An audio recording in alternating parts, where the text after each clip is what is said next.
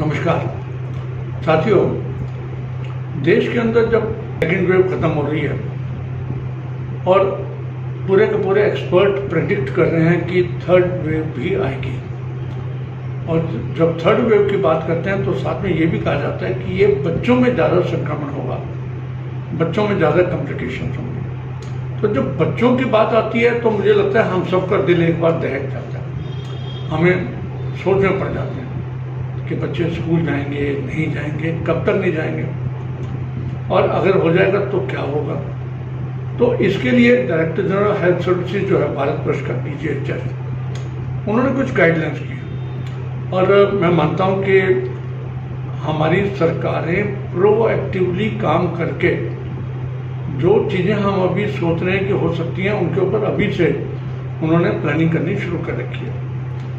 तो उन्होंने स्पेशल बच्चों के लिए कुछ गाइडलाइंस इशू करी है। सबसे पहली तो उन्होंने कहा है कि 2 साल तक के बच्चे को तो कोई किसी प्रकार का आपको मास्क लगाने की जरूरत नहीं है। इनफैक्ट 2 से 5 तक भी उन्होंने कहा है कि मास्क ना लगाएं तो ज़्यादा अच्छा रहेगा, क्योंकि ये बच्चे बार बार अपने मास्क के ऊपर हाथ लगाते हैं, ऊपर सेट करते हैं, कभी नीचे करेंगे, कभी ऊपर करेंगे, कभी पेरेंट्स करेंगे, कभी पेरेंट्स करते हैं, तो इसके साथ साथ वो इन्फेक्शन के चांसेस ज़्यादा होते हैं। बल्कि यहाँ तक कहा गया कि जो पेरेंट्स बाहर से घर आ रहे हैं उन्होंने अगर मास्क लगाया हुआ है तो उसको मास्क के साथ बच्चों को टच ना करें, पहले मास्क उतारें, हाथ धोएं, फिर बच्चों को उठाएं।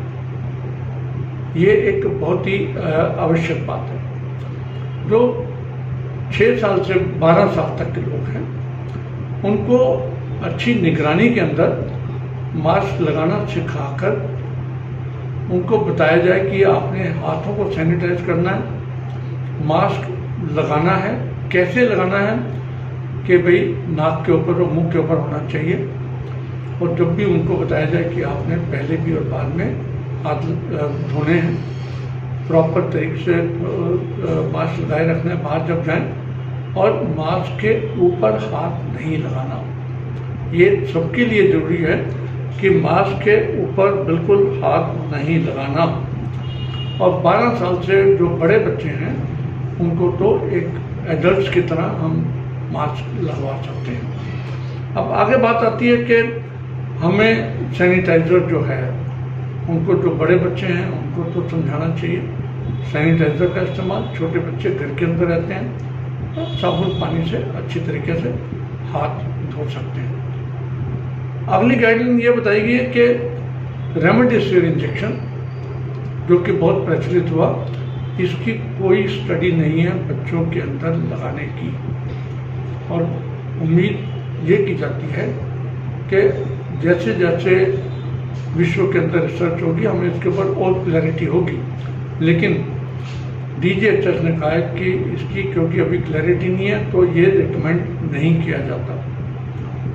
जहाँ तक स्टेरॉइड्स की बात है, स्टेरॉइड्स के बारे में ये है कि बहुत यूजफुल दवाई है, गोल्ड स्टैंडर्ड है, लेकिन बच्चों के अंदर भी स्टेरॉइड देने से पहले अच्छी तरह से सोच विचार करके बच्चे की कंडीशन देखते हुए, उसकी सीवियरिटी देखते हुए, उसके मेडिकल टेस्टों को देखते हुए अगर जरूरत पड़े तो एक लेवल तक ही स्टेरॉइड देने हैं। स्टेरॉइड अंधाधुंध नहीं देने बच्चों के अंदर। जहाँ तक CT स्कैन की बात है, HRCT जो है वो बच्चों में जितना अवॉइड हो जाए उतना अच्छा, क्योंकि उसकी रेडिएशन बहुत होती है। तो बच्चों के अंदर हम नहीं चाहेंगे कि रेडिएशन का ओवरलोड हम बच्चों के अंदर दें। यहाँ ये भी बता दूँ कि बच्चों के अंदर भगवान ने इम्यूनिटी पहले से पैदा कर रखी है।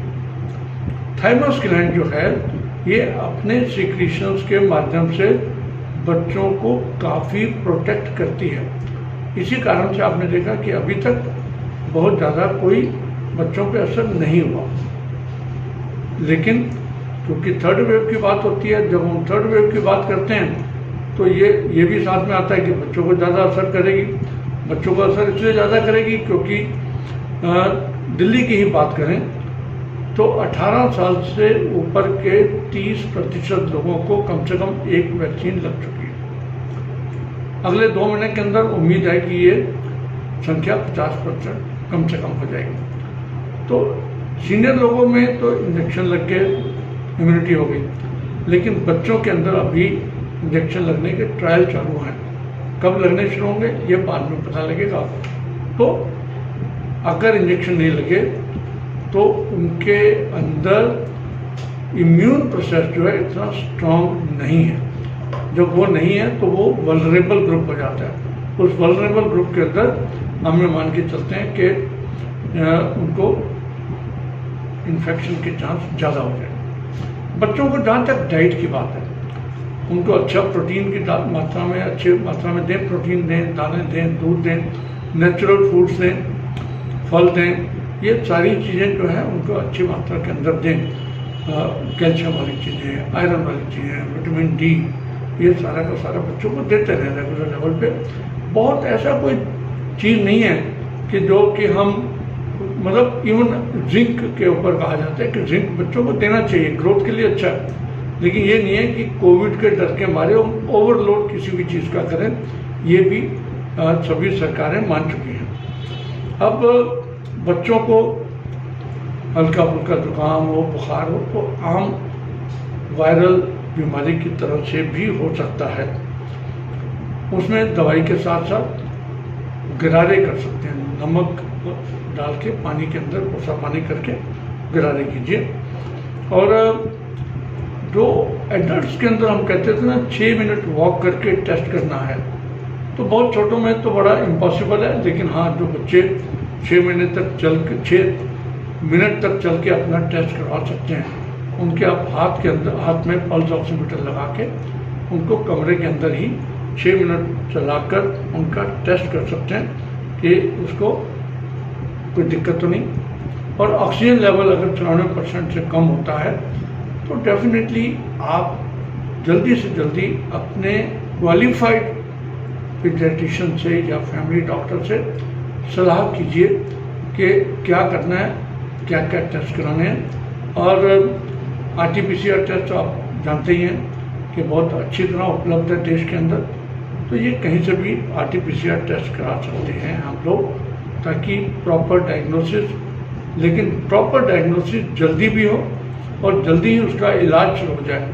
ये सबसे बड़ी की है कि ये नहीं कि आपने बुखार का 5 दिन इंतजार करते रहे, फिर डॉक्टर के पास जा रहे हैं, फिर टेस्ट करा रहे हैं। तो समय रहते हम सबको उसमें ध्यान देना पड़ेगा।